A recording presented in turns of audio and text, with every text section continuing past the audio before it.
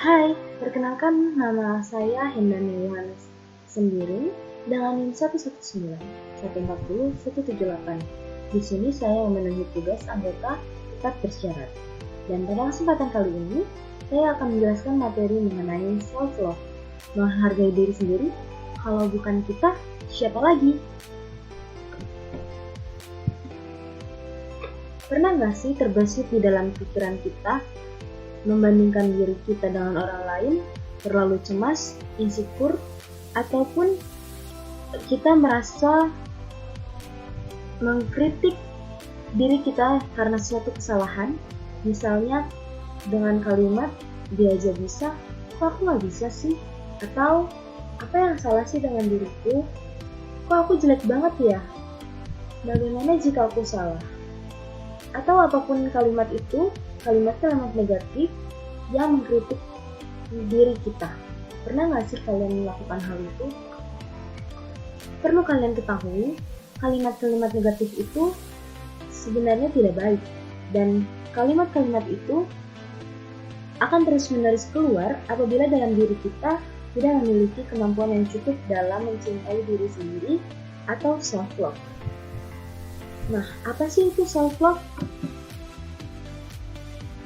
Menurut Kosaba, pada tahun 2012, self-love adalah kondisi ketika kita dapat menghargai diri sendiri dengan cara mengapresiasi diri saat kita mampu mengambil keputusan baik dalam perkembangan spiritual, fisik, dan juga psikologis.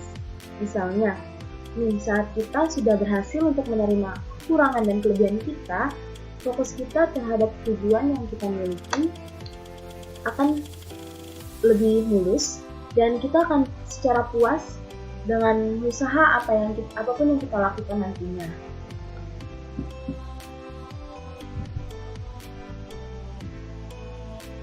Self-love itu sangat baik untuk menangkap pikiran-pikiran yang seperti itu. Nah, ada 4 aspek yang penting untuk kita meningkatkan kemampuan self-love. Yang pertama, self-awareness atau kesadaran diri. Self-awareness di sini maksudnya bagaimana nih kita mampu mengenal diri kita sendiri, memahami karakter kita, baik kelemahan kita maupun kekuatan kita. Mungkin sebenarnya terdengar cukup remeh ya, tapi kalau kita memiliki personal value, kita tahu apa yang akan kita lakukan 5 tahun ke depan, dan kita tahu nih bagaimana diri kita sendiri, ini merupakan langkah awal yang paling penting untuk meningkatkan self-love kita. Jadi, kita akan lebih fokus ke apa yang akan kita raih dan kita tahu arahnya nantinya. Karena kalau kita mengenal diri sendiri, kita akan lebih percaya diri dan kita tidak mau mendengar pendapat orang lain tentang diri kita sendiri. Seperti itu. Lalu yang kedua, self-worth atau harga diri. Self-worth adalah suatu prinsip yang dimiliki oleh seseorang ketika ia sudah mengenal dirinya, di mana aspek ini akan hadir apabila kita sudah tahu nih apabila kita sudah tahu harga diri kita, dan kita tidak perlu nih untuk mengikuti standar penilaian dari orang lain. Karena orang yang memiliki aspek ini akan memiliki self-love lebih baik dan lebih tinggi dalam dirinya.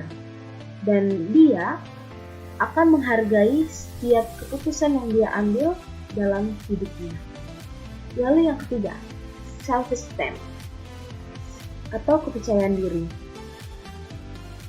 Aspek ini berbeda dengan self-worth, tetapi masih memiliki hubungan, di mana aspek ini menurut Santrop merupakan hasil evaluasi diri kita terhadap diri sendiri,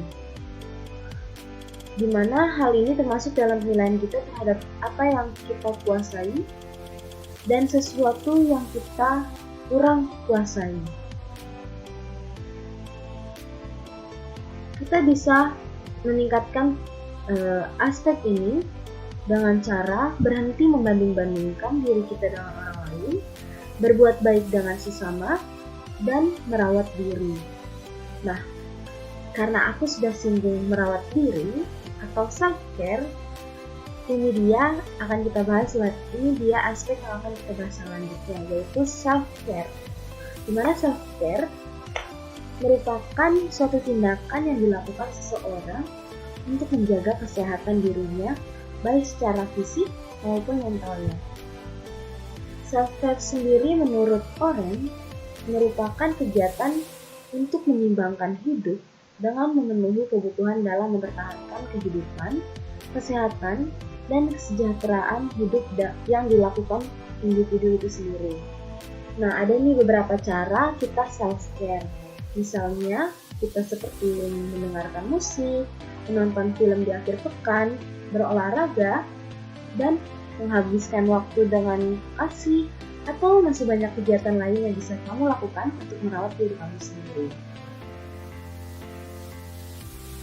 Kita bisa mulai juga dengan menguji diri, lalu kita bisa dengan cara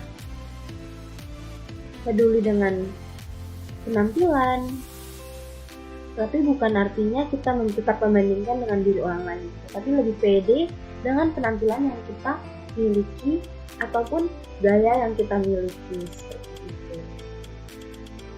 Nah, dari keempat aspek ini, apabila kita sudah mengikutinya, apabila kita sudah mampu untuk melakukan dan menyelesaikannya, kita pasti akan lebih percaya diri, kita akan lebih bangga dengan diri sendiri, dan yang pastinya kita mungkin tidak akan pernah lagi tuh untuk membandingkan orang lain atau menghakimi diri sendiri, dan atau buanglah kalimat negatif yang menjatuhkan diri kamu sendiri.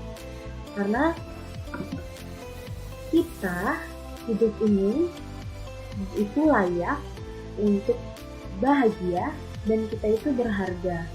Jadi cintai diri kita sendiri. Yuk kita self love dari sekarang. Terima kasih.